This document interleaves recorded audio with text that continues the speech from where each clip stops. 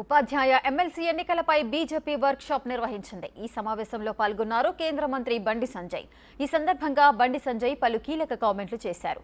తెలంగాణలో జరిగే 3 ఎమ్మెల్సీ ఎన్నికల్లో బీజేపీ విజయం ఖాయమని, ఈ 3 స్థానాల్లో బీజేపీ జెండా ఎగురవేయడం తథ్యమని అన్నారాయన. బీఆర్ఎస్కి అసలు అభ్యర్థులే లేరని, దేశంలోనే అభ్యర్థులు కరువైన ఏకైక పార్టీ బీఆర్ఎస్ఏనని ఎద్దేవా చేశారు బండి సంజయ్.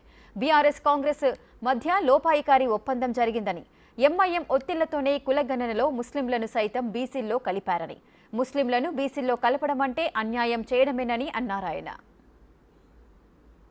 ఆ రోజు కేసీఆర్ ఏం రిలీజ్ చేసిండు? అలా సకల జన సర్వే చేస్తే, సమగ్ర కుటుంబ సర్వే చేస్తే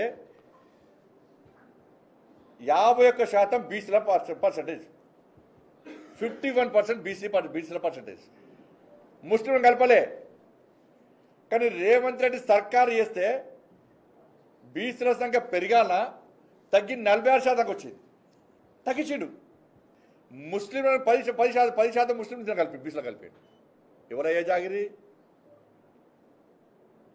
అసలు ఈ కుల గణన అనేది బోకస్.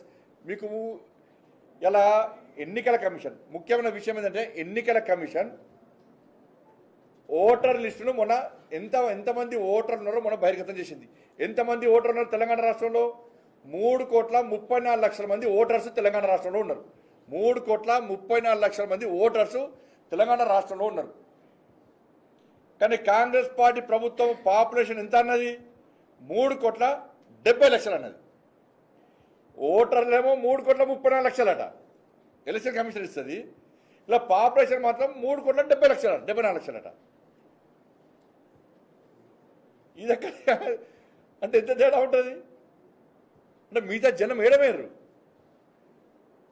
ఇలా మేధావి వర్గం కానీ నిపుణులు కానీ వాళ్ళు ఏం అంచనా ఇస్తున్నారు? తెలంగాణ రాష్ట్ర జనాభా ఇప్పుడున్న పరిస్థితి ప్రకారము 4,30,00,000 ఉండాలి. 4,30,00,000 జనాభా ఉండాలి. ఏ రేషియో ప్రకారం?